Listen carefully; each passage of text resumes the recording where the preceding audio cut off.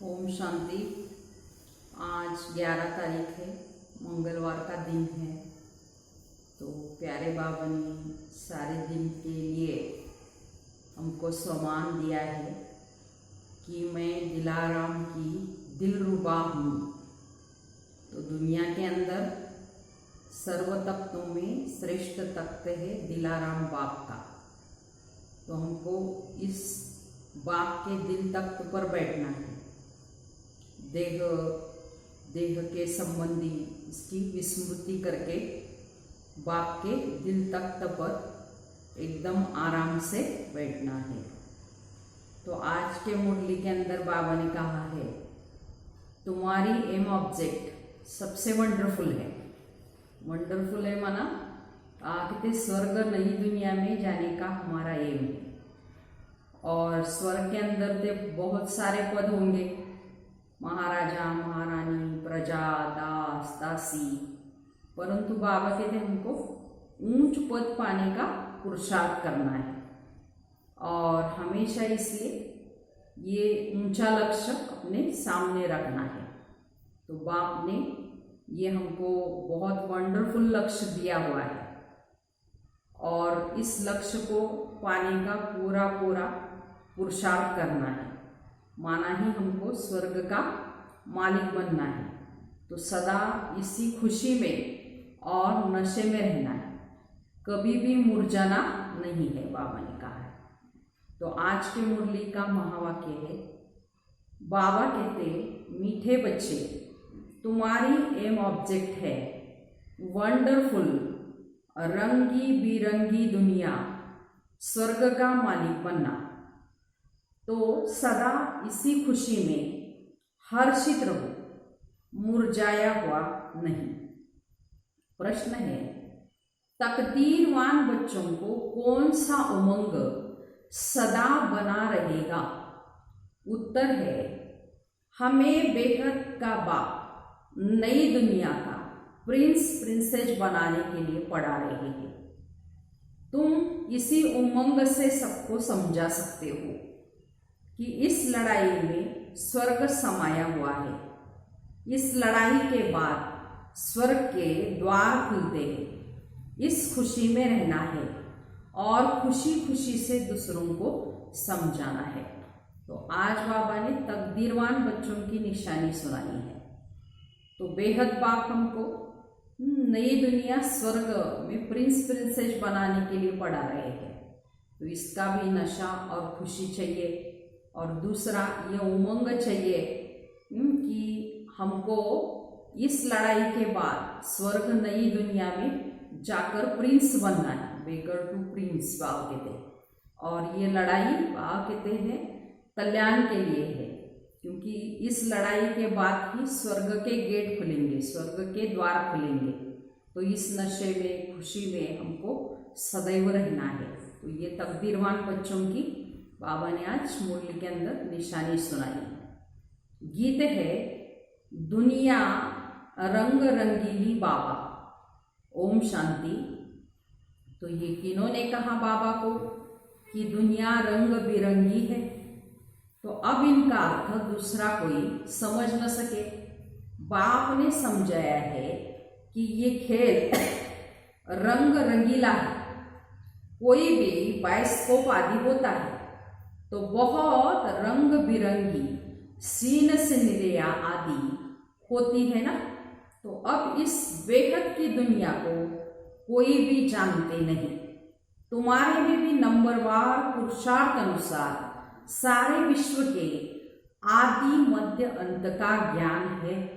तुम समझते हो स्वर्ग कितना रंगी बिरंगी खूबसूरत है, जिसको कोई भी जानते नहीं। तो कोई की बुद्धि में नहीं, वो वंडरफुल रंगी बिरंगी दुनिया है। गाया भी जाता है वंडर ऑफ द वर्ल्ड। इसको सिर्फ तुम जानते हो। तुम ही वंडर ऑफ द वर्ल्ड के लिए अपनी अपनी तकदीर अनुसार पुरुषार्थ कर रहे हो। तो एम ऑब्जेक्ट तो है तुम्हारे सामने कि हमको स्वर्ग में जाकर ऊंच पद पाना है। वह है वंडर ऑफ द वर्ल्ड, रंगी बिरंगी दुनिया, जहां हीरे जवाहरातों के महल होते हैं हमारे बाप के, तो तुम 1 सेकेंड में वंडरफुल वैकुंठ में चले जाते हो, खेलते हो, रास विलास आदि करते हो, तो बरोबर वो वंडरफुल दुनिया है। तो बाकी तो इसका बहुत नशा और खुशी हमको चाहिए। यहाँ है माया का राज्य, तो ये भी कितना वंडरफुल है। आज की दुनिया में भी मनुष्य क्या क्या करते रहते हैं, तो दुनिया में ये कोई नहीं समझते कि हम नाटक में खेल कर रहे हैं। नाटक अगर समझो तो नाटक के आदि मध्य अंत का भी ज्ञान हो। तो तुम बच्चे जानते हो, बाप भी कितना साधारण है, माया बिल्कुल ही भुला देती है बच्चों को। नाक से पकड़ा, ये भुलाया, तो अभी अभी याद में बहुत हर्षित, ओहो हम वंडर ऑफ द वर्ल्ड, स्वर्ग के मालिक बन रहे, फिर भूल जाते हैं तो मुरझा पड़ते हैं। तो ऐसा मुरझा जाते हैं जो भील भी ऐसा मुरझाया हुआ न हो, जरा भी जैसे कि समझते नहीं कि हम स्वर्ग में जाने वाले हैं, तो हमको बेहद का बाप पढ़ा रहे हैं, जैसे एकदम मुर्दे बन जाते हैं। वो खुशी नशा नहीं रहता। तो अभी वंडर ऑफ द वर्ल्ड की स्थापना हो रही है। वंडर ऑफ द वर्ल्ड का श्री कृष्ण है प्रिंस, ये भी तुम जानते हो। कृष्ण जन्माष्टमी कृष्ण जन्माष्टमी पर भी जो ज्ञान में होशियार है वो समझाते होंगे। Shri Krishna wonder of the world का प्रिंस था। वो सत्युग फिर कहाँ गया, तो सत्युग से लेकर सीढ़ी कैसे उतरे, सत्युग से कलयुग कैसे हुआ, उतरती कला कैसे हुई, तुम बच्चों की बुद्धि में ही आएगा। तो उस खुशी से बच्चों को समझाना है कि अभी श्री कृष्ण आ रहे हैं, तो कृष्ण का राज्य फिर स्थापन हो रहा है। तो यह सुनकर भारतवासियों को भी बहुत खुशी होनी चाहिए, परंतु ये उमंग उन्हों को आएगा जो तकदीरवान होंगे। दुनिया के मनुष्य में तो रत्नों को भी पत्थर समझकर फेंक देंगे। तो ये अविनाशी ज्ञान रत्न है ना, तो ये ज्ञान रत्नों का सागर है बाप। तो इन रत्नों की बहुत बहुत वैल्यू है। ये ज्ञान रत्न धारण करने हैं। अभी तुम ज्ञान सागर से डायरेक्ट सुनते हो, तो फिर और कुछ भी सुनने की दरकार ही नहीं। सत्युग में ये होते ही नहीं, न वहाँ LLB न सर्जन आदि बनना होता है, तो वहाँ ये नॉलेज ही नहीं। वहाँ तो बहुत प्रारब्ध भुगते हैं। तो जन्माष्टमी पर बच्चों को अच्छी रीति समझाना है। तो अनेक बार मुरली चली हुई है, बच्चों को विचार सागर मंथन करना है, तभी पॉइंट्स निकलेंगे। भाषण करना है तो सवेरे उठकर लिखना चाहिए, फिर पढ़ना चाहिए, तो भूली हुई पॉइंट्स फिर ऐड करनी चाहिए। बाबा कहते हैं इससे धारणा अच्छी होगी। फिर भी लिखत मौखिक सब नहीं बोल सकेंगे, तो कुछ न कुछ पॉइंट्स तो भूल जाएगी। तो समझना होता है कृष्ण कौन है। ये तो वंडर ऑफ द वर्ल्ड का मालिक था। तो भारत पैराडाइज था, तो उस पैराडाइज का मालिक श्री कृष्ण था। तो हम आपको संदेश सुनाते है कि अभी श्री कृष्ण आ रहे हैं, तो राजयोग भगवान ने ही सिखाया है, तो अब भी सिखला रहे हैं। पवित्रता के लिए पुरुषार्थ करा रहे, डबल सिरताज देवता बनाने के लिए। तो ये सब बच्चों की स्मृति में आना चाहिए। जिनकी प्रैक्टिस होगी वह अच्छी रीति किसी को भी समझा सकेंगे। कृष्ण के चित्र में भी लिखत बड़ी फर्स्ट क्लास है। तो इस लड़ाई के बाद स्वर्ग के द्वार अभी खुलने वाले हैं। तो इस लड़ाई में जैसे स्वर्ग समाया हुआ है, तो बच्चों को भी बहुत खुशी में रहना चाहिए कि जन्माष्टमी पर मनुष्य कपड़े आदि नहीं नए पहनते हैं, लेकिन तुम जानते हो कि अभी ये पुरानी शरीर छोड़ हमको नया कंचन काया वाला शरीर लेना है। वह कहते हैं तो कंचन काया कहते हैं ना, अर्थात सोने की काया। तो आत्मा भी पवित्र तो वहां शरीर भी पवित्र। तो अभी कंचन नहीं है, नंबरवार बन रही है। कंचन बनेगी याद की यात्रा से। तो बाबा जानते हैं बहुत है जिनको याद करने का भी अकल नहीं है। याद की जब मेहनत करेंगे तब वाणी के अंदर जोहर होगी। तो अभी वो ताकत कहाँ, क्योंकि योग है नहीं। तो लक्ष्मी नारायण बनने की शक्ल भी चाहिए ना, तो पढ़ाई चाहिए। कृष्ण जन्माष्टमी पर समझाना बहुत सहज है। कृष्ण के लिए कहते भी है श्याम सुंदर। तो कृष्ण को भी काला, नारायण को भी काला, राम को भी काला बना दिया है। तो बाप खुद कहते हैं मेरे बच्चे जो पहले ज्ञान चिता पर बैठ स्वर्ग का मालिक बनेंगे, फिर वहां कल कहाँ चले गए, काम चिता पर बैठकर नंबरवार गिरते चले आए। तो सृष्टि भी सतो प्रधान, फिर सतो रजो तमो बनती है। तो मनुष्यों की अवस्था भी ऐसी होती है। काम चिता पर बैठ सब शाम अर्थात काले बन रहे थे। तो अब मैं आया हूं, बाबा कहते हैं सुंदर बनाने। आत्मा को सुंदर बनाया जाता है। तो बाबा हर एक की चलन से समझ जाते, मनसा वाचा कर्मना कैसे चलते हैं, कर्म कैसे करते हैं, उससे पता पड़ता है ना। बच्चों की चलन तो बड़ी फर्स्ट क्लास होनी चाहिए। बाबा कहते हैं मुख से सदैव रतन निकलने चाहिए। कृष्ण जयंती पर समझाना बहुत अच्छा है। श्याम और सुंदर टॉपिक को, कृष्ण को भी काला तो नारायण को भी, और फिर राधे को भी काला क्यों बनाते हैं। फिर शिवलिंग भी काला पत्थर का रखते हैं। अब वो कोई काला थोड़ी है ना। परमात्मा शिव तो एवर प्योर है। शिव है क्या और चीज क्या बनाते हैं, देखो इन बातों को तुम बच्चे ही जानते हो। काला क्यों बनाते हैं इस पर समझा सकेंगे। अब देखेंगे बच्चे क्या सर्विस करते हैं।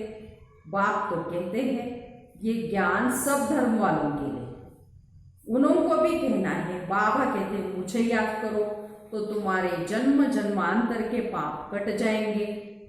पवित्र बनना है। किसको भी तुम राखी बांध सकते हो, यूरोपियन को भी बांध सकते हो, कोई भी हो उनको कहना है भगवान वाच। जरूर कोई तन से कहेंगे ना।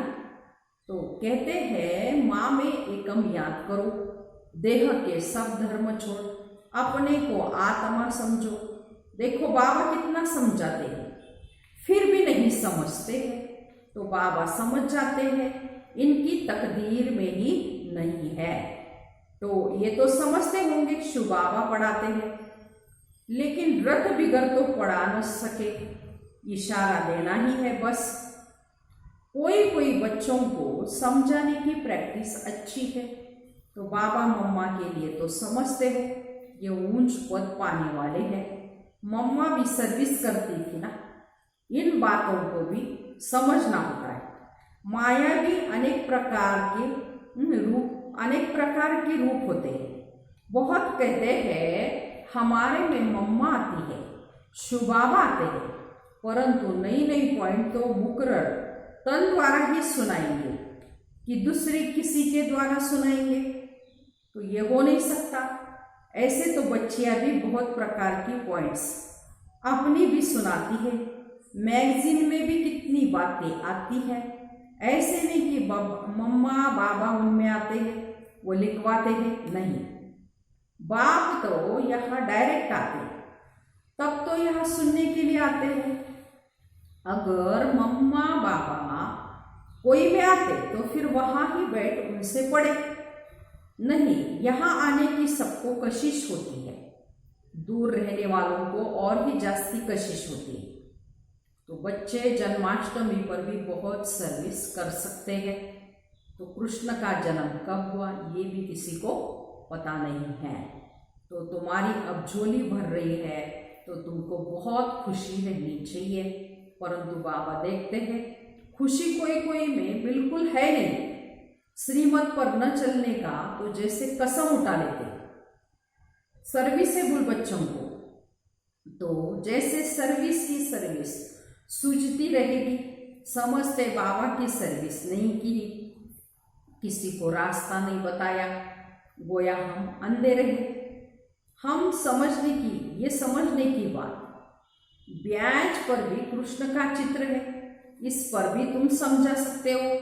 कोई से पूछो इनको काला क्यों दिखाया है, बता नहीं सकेंगे। शास्त्रों में लिख दिया है राम की स्त्री चुराई गई, परंतु ऐसी कोई बात वहां होती नहीं। तो तुम भारतवासी ही परिस्तानी थे, अब कब्रिस्तानी बने, फिर ज्ञान चिता पर बैठ दैवी गुण धारण कर परिस्तानी बनते हैं। सर्विस तो बच्चों को करनी ही है, सबको पैगाम देना है, सब इसमें बड़ी समझ चाहिए। इतना इशारा नशा चाहिए कि हमको भगवान पढ़ाते हैं, भगवान के साथ रहते हैं, भगवान के बच्चे भी हैं, तो हम पढ़ते भी हैं। बोर्डिंग में रहते हैं तो फिर बाहर का संग नहीं लगेगा, यहाँ भी स्कूल है ना। क्रिश्चियन में भी फिर भी मैनर्स होते हैं, है ना। अभी तो बिल्कुल नो मैनर्स, सभी तमो प्रधान पतित है, तो देवताओं के आगे जाकर माथा टेकते हैं, कितनी उनकी महिमा गाते हैं। आप सर्वगुण संपन्न, और अपने को कहते हैं हम नीच पापी। सत्युग में सभी के दैवी कैरेक्टर थे, अभी आसुरी कैरेक्टर है। तो ऐसे ऐसे तुम भाषण करो तो सुनकर बहुत खुश हो जाए। मुख छोटा और बात बड़ी, तो ये कृष्ण के लिए कहते हैं। तो अभी तुम कितनी बड़ी बातें सुनते हो, तो इतना बड़ा बनने के लिए तो तुम राखी कोई को भी बंधा सकते हो। ये बाप का पैगाम तो सबको देना है। ये लड़ाई स्वर्ग का द्वार खोलती है।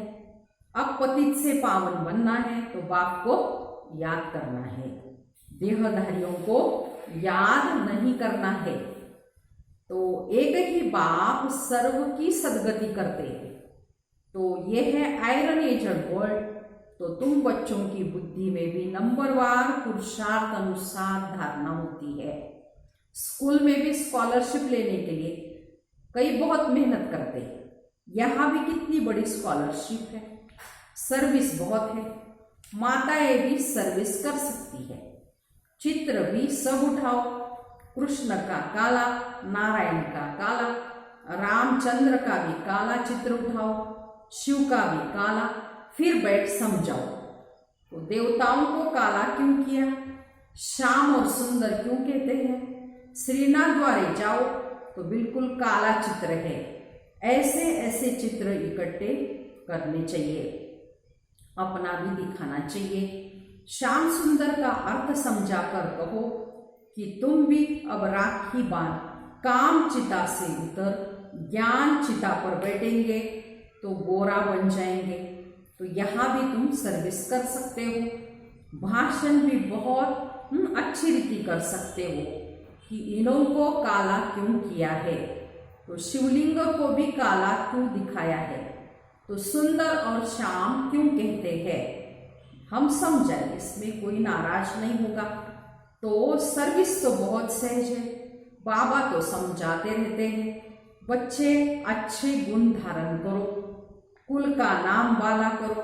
तो तुम जानते हो अभी हम ऊंचते ऊंच ब्राह्मण कुल के हैं, तो फिर राखी बंधन का अर्थ तुम कोई को भी समझा सकते हो। वेश्याओं को भी समझाकर राखी बांध सकते हो, चित्र भी साथ में हो। बाबा कहते हैं माँ में एकम याद करो, ये फरमान मानने से तुम गोरे बन जाएंगे। तो बहुत युक्तियां हैं, कोई भी नाराज नहीं होगा। तो कोई भी मनुष्य मात्र किसकी सदगति नहीं कर सकते सिवाय बाप के। तो सदगति दाता एक बाप है। बोल राखी बंधन का दिन न हो, कभी भी राखी बांध सकते हो, ये तो अर्थ समझना है। राखी जब चाहे तब बांधी जा सकती है, तुम्हारा धंधा ही ये है। बोलो बाप के साथ प्रतिज्ञा करो। तो बाप कहते हैं माँ में याद माँ में कम याद करो तो तुम पवित्र बन जाएंगे। मस्जिद में भी जाकर तुम उनको समझा सकते हो। तो हम राखी बांधने के लिए आए हैं, तो ये बात तुमको भी समझने का हक है। तो बाबा कहते हैं मुझे याद करो तो पाप कट जाएंगे, पावन बन तुम पावन दुनिया के मालिक बन जाएंगे। तो अभी तो पति दुनिया है, गोल्डन एज थी जरूर, अब आयरन एज है। तो तुमको गोल्डन एज में खुदा के पास नहीं जाना है। ऐसे सुनाओ तो झट आकर तुम्हारे चरणों में पड़ेंगे। ऐसे ऐसे सभी को समझाना है और पैगाम देना है। अच्छा, मीठे मीठे सिकिलते बच्चों प्रति माता पिता बाप दादा का याद प्यार और गुड मॉर्निंग। रूहानी बाप की रूहानी बच्चों को नमस्ते। हम रूहानी बच्चों की रूहानी माता पिता बाप दादा को याद प्यार गुड मॉर्निंग और नमस्ते। हम बनेंगे फरिश्ते। वाह बाबा वाह, शुक्रिया बाबा शुक्रिया। अभी धारणा के लिए मुख्य सार सुनेंगे। पहली पॉइंट है, ज्ञान रत्नों के सागर से जो अविनाशी ज्ञान रत्न प्राप्त हो रहे हैं उनकी वैल्यू रखनी है।